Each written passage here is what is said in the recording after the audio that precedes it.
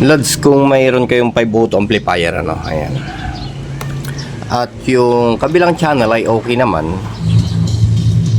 Parinig ko sa inyo, Lodi. Ito yung kanyang channel na affected, ano.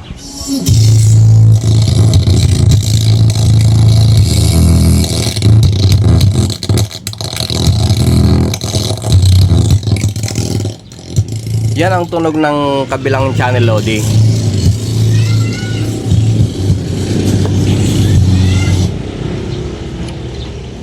Kabit natin yung isang channel din. Dito sa kabila ay maganda. Okay yung tunog niya, Lodi, ano, ayan, oh. Sa kabila naman tayo.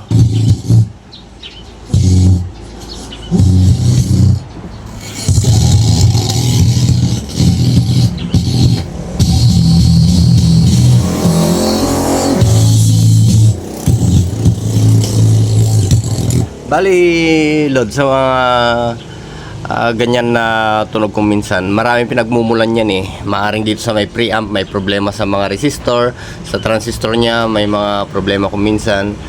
Yan yung nagiging problema, dito lang yan. Dito naman, kung minsan, lagatak yung relay or putol yung fuse pagka dito naman nagiging problema.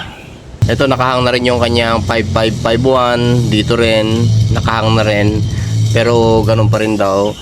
Sabi dito daw ang problema sa may preamp. Pero chinek ko naman, good naman lahat yung mga parts niya. Mga resistor okay naman. Yung value ay okay naman. Dito wala namang shorted. Ayan o.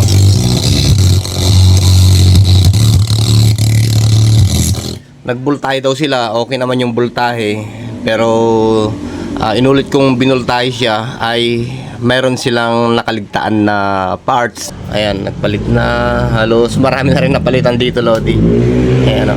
Titingnan mo dito, Lodi, yung tunog niya talaga. Ayan. Pero kung kakapain natin, sa mga technician normal na to na kumakapa sa preamp. Ayan.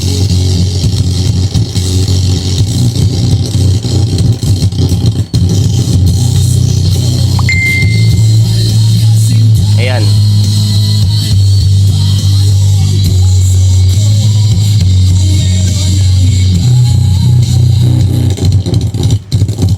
Kung napansin nyo dito, Lodi, nung kinapa natin ay umokay siya, ano. Pero hindi dyan yung problema.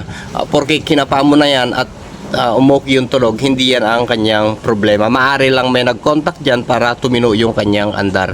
Hindi mo pwedeng i-jumper yan. Kung halimbawa man na-check mo to na okay, huwag mong i-attempt na i-jumper yan kasi marami madadami dito sa kanyang drive dito. Kasi may mga supply din dyan na naka-hidden supply na malalakas. Hindi lang natin alam. Ito ay maliit lang. Pag nakikita natin kasi yung mga resistor kung minsan na malilit, ay ito maliit lang yung supply na pumapasok dito. Pero hindi ganun, Lodi. Lahat ng mga resistor na ganyan, may kanya-kanyang value silang hinahawakan. Either dito sa entrance or exit. Andyan yung power. Sa entrance, may malakas na power dyan, source na naka-input. Pero dito sa output niya, dyan kung minsan yung mababa o naka-filtered na voltahe. Pero hindi pwede yun ganun, Lodi, na pagkakinapa natin ay okay na jumper mo na. Hindi pwede yun, Lodi, uusok yan. So inulit ko siya na i-chinek na ibinultahe, ay meron ako nakita dito na problema niya. Ayan o. Distorted talaga yung isang kabilang channel. Baling may problema siya dito, Lodi, sa bandang supply. Kung makikita nyo dito, Lodi, andito yung kanyang capacitor. Ayan o. Ayan. May dalawang capacitor dyan, which is siya yan. Yun nandito, yung malalaking capacitor. Kung makikita nyo dito, mayroon siyang line dyan. Ayan o, napapunta dito sa naka-isolate na board. Ayan. Tapos dito naman, makikita nyo may mga sinner diode dito. Ayan. Ito, pabalik. Ito naman ay yung paabante, output para dito sa drive. Ito rin yun, ayan o, may pabalik din. Tsaka papunta dito sa preamp. Okay, so ito lang, loads, i-check nyo lang itong mga to pagka ganun yung audio, i-check nyo kung mayroong problema, kung may busted or putol na diode.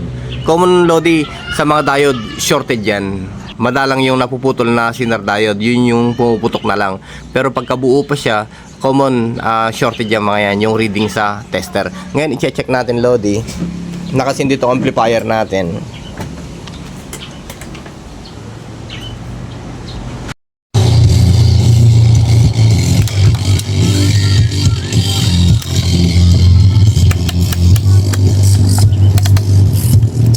Pagka nag-test kayo dito Lodi, gamitin nyo lang yung 50 kasi mataas yung voltahe dito.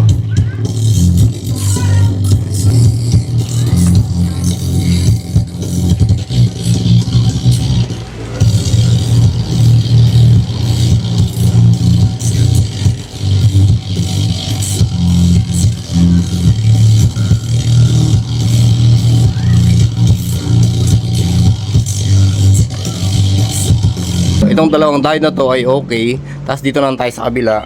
Kasi itong channel na to ang affected eh. Pangit yung tunog eh. Dito banda. Itong isa ay okay yung Zener diode niya.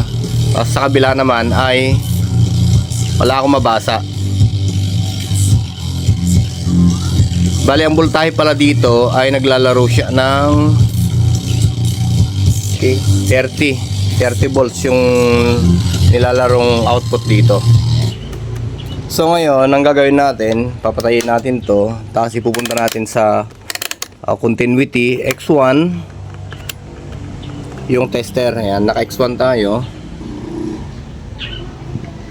Ayan, kung isa-isahin natin yung diode Lodi.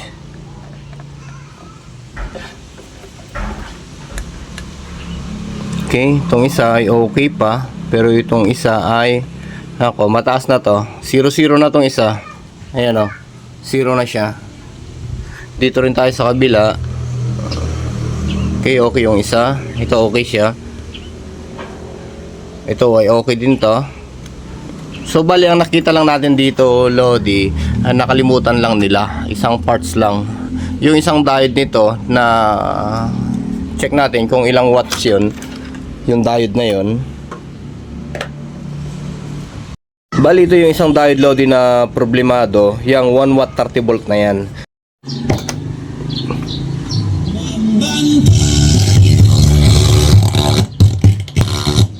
Ito Lodi, umaandar to ano, na gagawin natin siya. Ayan o.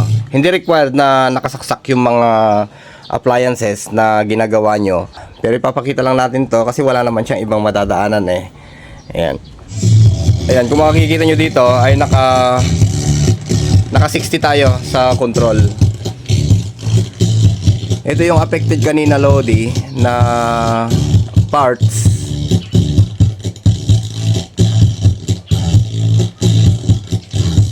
Itutulak ko siya para matanggal sa board.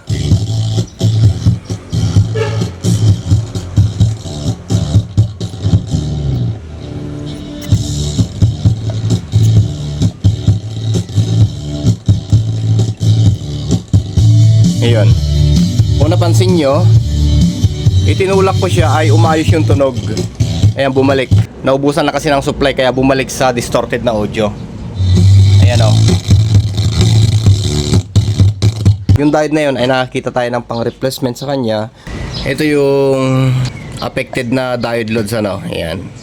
Bali wala tayong available na 30 volts, 27 volts lang to, pero halos pasok naman yan kasi hindi naman nakakailangan ng over voltage dito sa preamp nya. Ayun siya.